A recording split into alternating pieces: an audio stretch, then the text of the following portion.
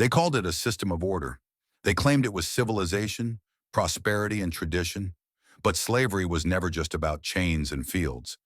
Hidden inside the walls of white households were disturbing secrets. Secrets whispered in hallways, locked in bedrooms, and buried beneath filthy lies. And among the most unspeakable were the stories of white stepmothers and the black male slaves they controlled in silence. Picture the creak of wooden stairs at midnight, a hush of voices behind doors, the faint rattle of chains muffled as though the walls themselves carried guilt. And then, sudden silence, as if the house had swallowed its own sins. What were these secrets? And why did stepmothers guard them with such terrifying silence? To understand, we must step back into the late 1700s and 1800s, the height of the transatlantic slave trade, when wealth flowed like poison into the American South, the Caribbean, and colonies across the Atlantic. In these worlds, slavery was more than labor.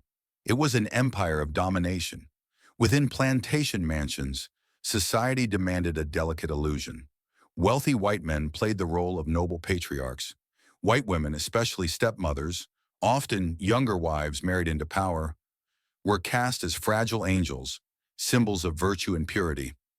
Black men and women, meanwhile, were stripped of identity, reduced to property, voiceless shadows moving under command.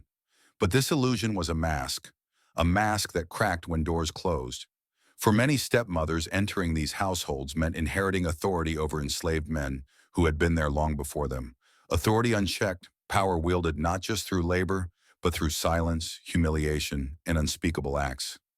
Imagine being a young enslaved man, trapped in a house where even the women, those presented as moral guardians, hid disturbing truths about you. Imagine being told that your glance, your breath, your presence could be twisted into accusation at any moment. And yet, behind curtains, in the shadows of parlors and bedrooms, those same women might wield their power in ways no one dared to confront.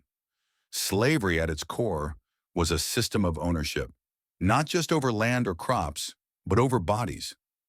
Every enslaved person was property on a ledger, their value weighed not by their humanity, but by the profit they could produce. Black men were forced into the fields, their strength reduced to a number. Black women were forced into labor and exploitation, their wombs turned into instruments of reproduction. But stepmothers held a particular role in this system. In the absence of husbands, or even in their presence, they commanded the household. They dictated punishments. They oversaw kitchens, nurseries, and quarters. Their authority extended into every corner, especially over young enslaved men who could neither refuse nor defend themselves. This was control built on fear, where one glance could decide a man's fate. Enslaved men lived with the constant knowledge that any accusation, any whisper, could mean whipping, mutilation, even death. Their masculinity was stripped, their voices silenced, and yet paradoxically, they were also fetishized. The black male body was painted as dangerous, threatening, hypersexual, a myth created by white society itself. At the same time, it was secretly desired, targeted, and exploited by the very women who claimed fragility. White stepmothers exploited this paradox. They fed on it.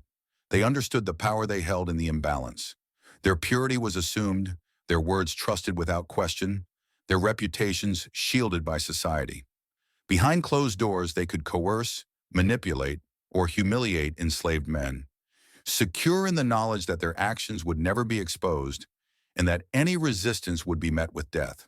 It was a filthy power game, played in silence. Outwardly, these women embodied virtue, the devoted wives of respected planters. But inwardly, some harbored obsessions that turned their households into prisons of secrecy. In moments of jealousy, when their husbands strayed toward enslaved women, stepmothers might punish enslaved men in revenge, projecting shame and cruelty onto bodies they already controlled. Other times, their cruelty took the form of unspeakable coercion, forcing black men into acts they could never refuse, while ensuring no one would believe their word against a white woman. And here lies the disturbing question. What happened behind closed doors when the power of stepmothers met the vulnerability of enslaved men? Behind those doors, in the hush of bedrooms and the shadow of stairwells, silence became the most powerful weapon. Silent coercion, enslaved men summoned with a glance or a whispered command. Knowing refusal was not an option. These were not requests. They were ultimatums carved into fear. Submit or face brutal consequences. Submit or see your family torn apart. Submit or be accused of an act you never committed. Stepmothers learned to use the invisibility of enslaved men to their advantage. Society believed these women were incapable of cruelty, incapable of lust, incapable of corruption, but within that cloak of innocence, they could act without suspicion. And when whispers threatened to emerge, they turned to filthy lies. Some spread rumors that enslaved men had acted improperly, fabricating stories to shield themselves. Those lies, so casually spoken, often condemned innocent men to lashes, torture, even execution.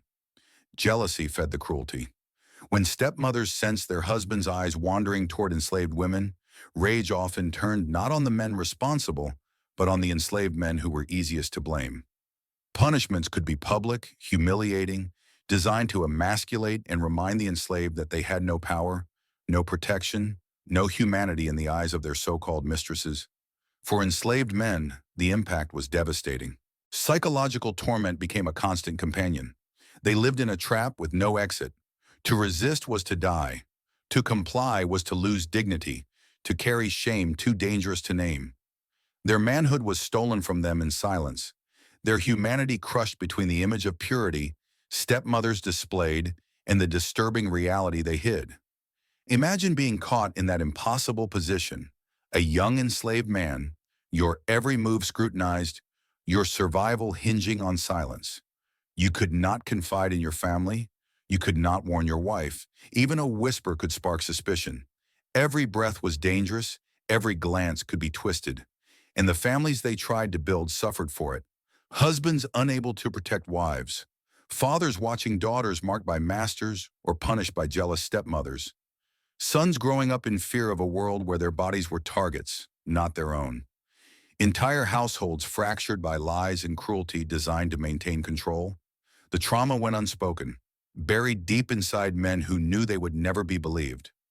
Imagine being accused of something you never had the power to refuse, knowing that one word from a white stepmother could seal your fate forever.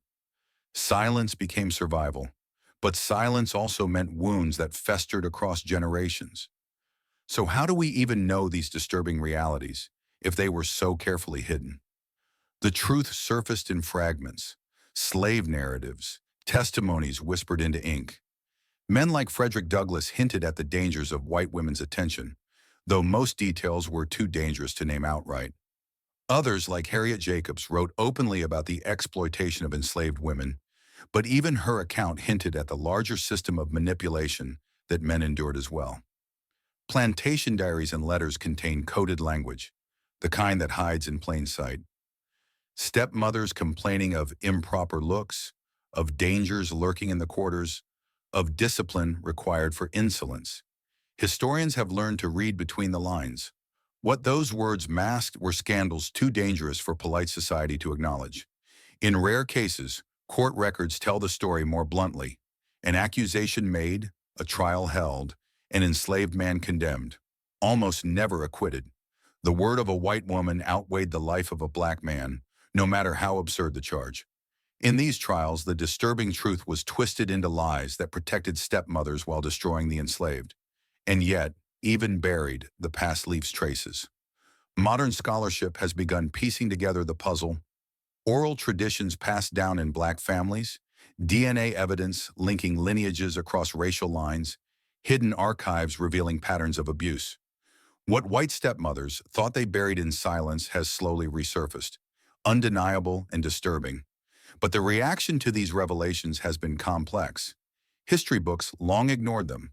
For centuries, the narrative was clean, sanitized. White women as fragile victims of patriarchy, enslaved men as voiceless shadows. The idea that women too were architects of cruelty disturbed a culture that preferred its myths to its truths. In black communities, the exposure of these stories has been both validation and heartbreak. Validation because the whispers carried through generations, the warnings, the family stories, have been confirmed. Heartbreak Because the pain was real all along, dismissed and ignored for so long. Public shock remains. Plantation tours often sanitize the past, presenting manicured gardens and glittering ballrooms while ignoring the shadows behind the curtains. Descendants of survivors demand the disturbing realities be told in full, that the voices of men silenced by white stepmothers finally be heard. Why did they do it? Why would stepmothers, so carefully shielded by society, risk such unspeakable acts? The answers are layered and disturbing. Some were driven by power hunger, desperate to assert authority in households where their own control was fragile. Others were fueled by jealousy, lashing out at enslaved men when husbands strayed toward enslaved women. Some projected their own desires, blaming enslaved men for impulses they could not admit. And all of it was cloaked in cultural hypocrisy, a society that painted them as angels and gave them cover to commit cruelty without consequence. These theories reveal something chilling. Stepmothers were not only victims of their own patriarchal system, they were also architects of cruelty, designers of humiliation, players in a dirty power game that destroyed lives while preserving their own innocence. And so we return to the haunting silence of plantation quarters, empty rooms where secrets once lived, faint echoes of cries swallowed by wooden walls, a door closing softly in darkness, as though history itself were conspiring to keep the truth hidden. The disturbing secrets of white stepmothers remind us that slavery's filthy lies were not just carried out by men. Women, too, were architects of pain, protected by silence, wrapped in false virtue, and fueled by jealousy and power. For the enslaved men trapped in their households, these were stories too dangerous to speak, but too devastating to forget. These truths break the heart not only because of their cruelty, but because of how long they were buried. These were not isolated acts, but pieces of a system that turned human beings into tools, their dignity stripped away behind a mask of morality. The question that lingers is this: now that the silence has been shattered, what will we do with these disturbing realities? Will we bury them again, under new myths and polite forgetfulness? Or will we face them fully in all their filthy, nasty truth, so that the voices silenced for centuries may finally be heard?